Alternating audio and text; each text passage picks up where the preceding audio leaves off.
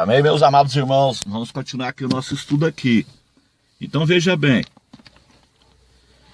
No livro do Apocalipse, no capítulo 20, então, o dragão, que é Satanás, ele vai ficar preso por 1000 anos. Mas a besta e o falso profeta já estão no lago de fogo. Então eles são os primeiros habitantes do lago de fogo, conforme nós lemos em Apocalipse, capítulo 19, versículo 20. A besta do mar e a besta da terra estarão no lago de fogo. Os primeiros habitantes aí no final da grande tribulação. Aí então no capítulo 20 vai iniciar o milênio. Então Satanás ele vai ficar preso durante 1000 anos. O irmão pode ler aí Apocalipse capítulo 20. Quando terminam os 1000 anos, no versículo 7, diz assim: e acabando-se os 1000 anos, Satanás será solto da sua prisão. Então Satanás ele é solto. Satanás ele é solto da sua prisão no final do milênio. O que ele faz? Ele vai queimar a sua última cartada, o seu último cartucho. Como ele não tem mais a besta e nem o falso profeta para poder ele trabalhar através desses dois médiuns, a besta e o falso profeta, funciona como marionete, como médiuns. Mas como esses dois já estão lançados no lago de fogo, no versículo 20, então ele mesmo tem que agir. A mesma pessoa, o dragão, Satanás, o grande dragão. E acabando-se os 1000 anos, Satanás será sua prisão, e aí ele sairá a enganar as nações. Versículo 8. Que estão sob os 4 cantos da terra. Gog e Magog, cujo número é como a areia do mar, para os ajuntarem em batalha. Então isso aqui é a última cartada de Satanás. Ele ajunta Gog e Magog. Os irmãos não confundam Gog e Magog, de Apocalipse capítulo 20, versículo 8, com o Gog e Magog de Ezequiel 38. Não tem nada a ver, não. São dois eventos diferentes em épocas diferentes. Gog e Magog de Apocalipse capítulo 20, versículo 8, é no final do milênio. E Gog e Magog de Ezequiel 38 está no início da grande tribulação. Então, são eventos diferentes em épocas diferentes. São eventos que estão separados por 1007 anos. Vou repetir, Gog e Magog de Ezequiel 38 está no início da grande tribulação, no início dos 7 anos da grande tribulação. E Gog e Magog de Apocalipse capítulo 20, versículo 8, está no final do milênio. Então, portanto, passa 7 anos da grande tribulação, mais 1000 anos. Então, está numa distância de 1007 anos. Gog e Magog de Ezequiel 38 com Gog e Magog de Apocalipse 20, versículo 8, está separados por 1007 anos. Então são eventos diferentes em épocas diferentes. Então Satanás ele queima aqui esse último cartucho, ele ajunta Gog e Magog, que conforme alguns intérpretes, vou dizer aqui aos irmãos, conforme alguns intérpretes do Apocalipse, no caso, por exemplo, o Dr. Vimalgo, da chamada da meia-noite, ele disse que esse exército de Gog e Magog, de Apocalipse capítulo 20, versículo 8, não se trata de seres humanos. Ele disse que não é seres humanos. Por quê? Porque o Apocalipse deixa claro, não há corpos aqui.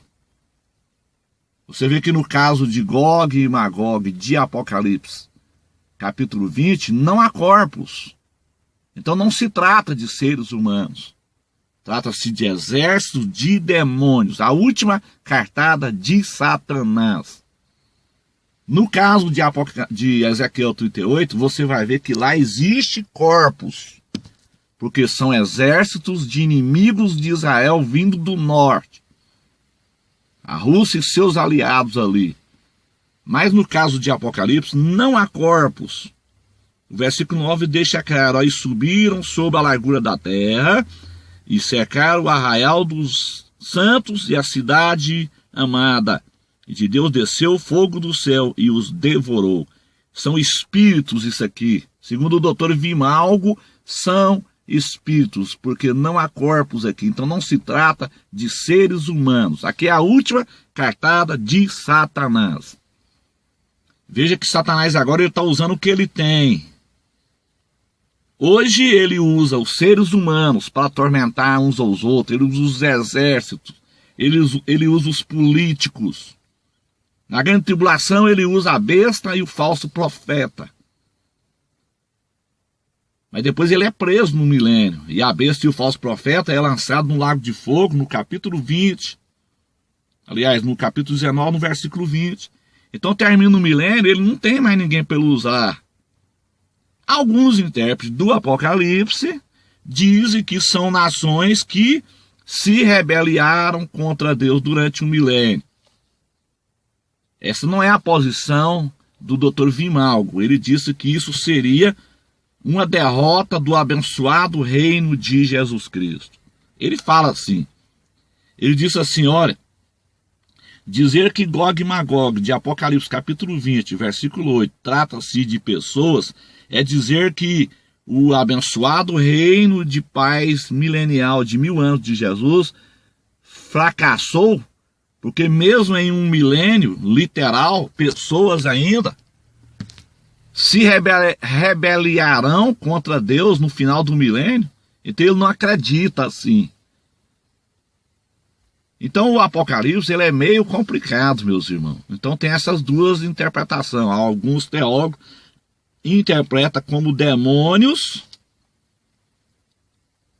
Esse Gog e Magog de Apocalipse capítulo 20, versículo 8, alguns teólogos interpretam como demônios, que vão se ajuntar no final do milênio, contra a cidade santa, conforme está escrito no versículo 9, subiram sobre a largura da terra, cercaram o arraial dos santos, e a cidade amada de Deus desceu fogo do céu e os devorou.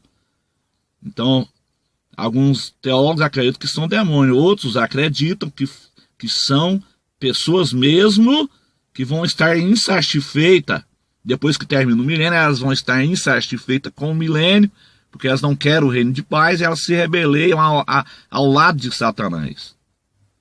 Eu, particularmente, eu vou dar a minha opinião, eu concordo com a interpretação do Dr. Vimalgo.